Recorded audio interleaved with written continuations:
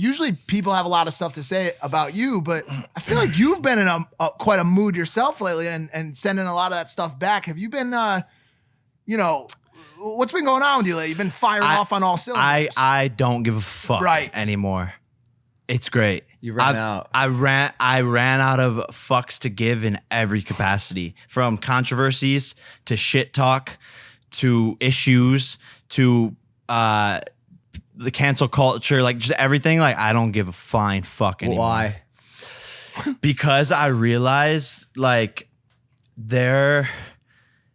for every person that like tries to come at you to cancel you or to hate on you, there's like the equal and opposite same exact amount of people on the other side that are rooting for you and supporting you, like, silently. Probably some more. of them vocally, probably and more probably on more. The positive side. Exactly. And I've realized, I got to a point where I was like, damn, like, I've done a lot of things in my career where it wasn't authentic. It was just to get people's reaction in a certain way, or get people to like me, or just to do this because I knew it would get views. And I'm finally at a point where it's like, I don't give a flying fuck. I'm gonna be exactly who I want to be. I'm not gonna compromise my integrity, and whatever fucking happens. If more people end up hating me, then so fucking be it. If more people end up liking me, then cool. But I'd rather just be fully myself, not give a flying fuck, say and do and think exactly what I want to think and what my opinions are, and just live that way. Do you think you're a polarizing character by nature? Yeah, 100%. 100%. I think that stems from like who we were raised by. Like, you talking about Greg? Yeah, very polarizing. But no, 100%. I think my opinions, my thoughts, the things I do are polarizing. Like you voted for Donald Trump, or We going like down that road. Yeah, we want to, like, wherever we want to take it. I don't give a fuck anymore. That's what I'm saying. You don't gotta say it. No, but yeah, I'm just like, dude, am I gonna really give a fuck about it's the 99% and the 1%, right? Yeah. Am I gonna give a fuck about what the 99% of the world thinks about me? Am I really gonna let their opinions change my life or affect me or make me upset or bother me? I'm like, fuck no. Like, who the fuck are these people? That's why there's 99% of people who are failures and there's 1% who are winners. That's why, because the 99% don't understand that mindset. They don't have what it takes to be in the 1%. So why, being in the 1%, am I going to listen to the 99% who aren't where I'm at? Like, if someone in that 1%, or if that's someone that I really respect, or someone who's very successful, like, tells me something, like, or wants to have a debate or disagree with me or has opinion or has advice for me, then cool. That's how I've always looked at it. And we go back and forth on this a lot. I like to rely on people that are in my set or in my close group to give me advice or to give me feedback on stuff. But not only that, is you're in the audience and you've never been in the game. Audience, of course, but you've never been in the game. You've never been in the game. So I've been in the audience and in the game. Does that completely invalidate someone's thoughts or opinions? No, and that's what I'm saying. People are free to think. It does if they're coming from a hated point of view. Yeah, that's what I'm saying. No, it doesn't. Yes, it does. No, it doesn't. I think it does. I don't think so. I don't think so. You have to empathize with these people and what they're saying, whether they're right or wrong, because I care. I care If you're coming from a good place, you could be disagreeing, but don't come at me with some disrespect. Then you could get you could eat my ass. Like, stop. I'm not gonna listen to you. Dude, I'm tired of it. I love what you're saying right now because I'm so sick of these fucking people bending over backwards for voices. Yep. Fuck off. Yep. This is my opinion. I just fucking dealt with this shit.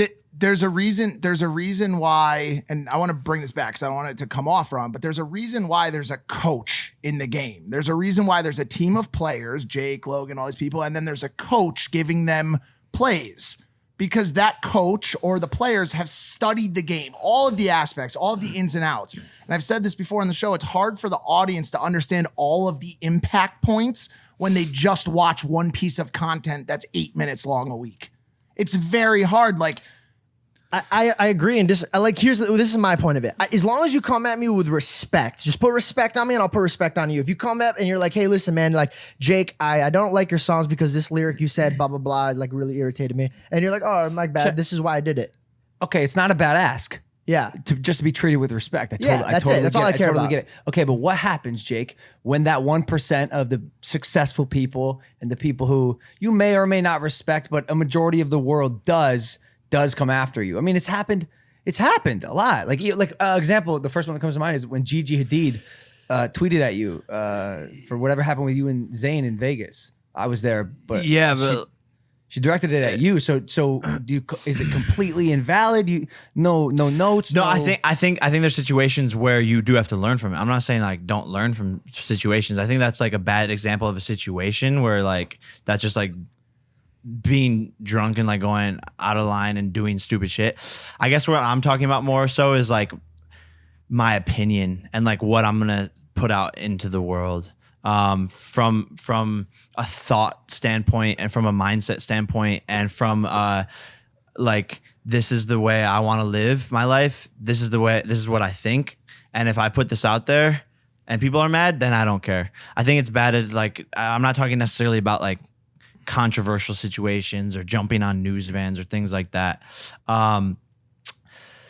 But you do have to learn from things. I'm not saying I'm going to continue to learn. I'm not saying that as a 23-year-old, what I think now is what I'm going to think when I'm your age. Yeah. But I'm just saying, like right now, I don't give a fuck. Yeah. I also think people need to get in the habit of apologizing when they actually are sorry about stuff. You know what I'm saying? Like I'm sure you would agree that you've done stuff, a number of things over the past half a decade or so that you're actually genuinely sorry for. What I'm fighting against quickly is the idea that you have to say sorry when the internet tells you have to say sorry. Exactly. Fuck that. I think all these creators like saying sorry for shit, like they're not fucking sorry. And they look even stupid. They look more stupid when they go out and make those apology videos because everyone knows they're just doing it just to get those likes. So just be like authentic. And if you are sorry for something, then maybe it's different. Did you see this thing with the D'Amelios and Trisha Paytas and James Charles, the dinner they had? You've been training, so I saw like brief parts of it. I know like the chef made them something and they were like, I don't like it. And they had a dry humor moment with James Charles. And, you know, we obviously have dealt with a couple chefs over the past couple of years here. You launch jokes at them. She didn't like the snails. Yeah, she didn't like escargot. People should get the fuck over it. 100%. They're 16 and 18-year-olds making a fucking YouTube video. People, this is exactly what I'm talking about. There's literally the 99% who are just like waiting for the 1% to fail, and they're just gonna hold on to any fucking thing that they can to try and cancel them or try to get mad at them. Like, imagine like if those same fucking assholes had cameras on them when they were 16, 17, 18, 19, 20, had millions of dollars and 100 million followers. What the fuck would they do? Like, and then they're trying to act perfect. It's like you said, don't come for anyone.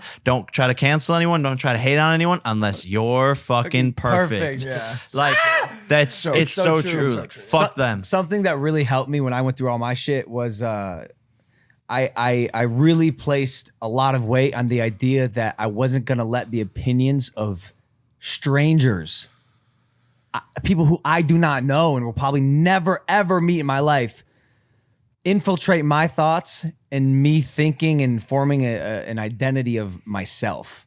As soon as you let the comments get to your brain and then you start to, maybe I am a actual fucking piece of shit. Yeah. No. Yeah. You, me, Mike, George, I'm sure everyone watching would have done some piece of shit things, but one mistake is not who you are.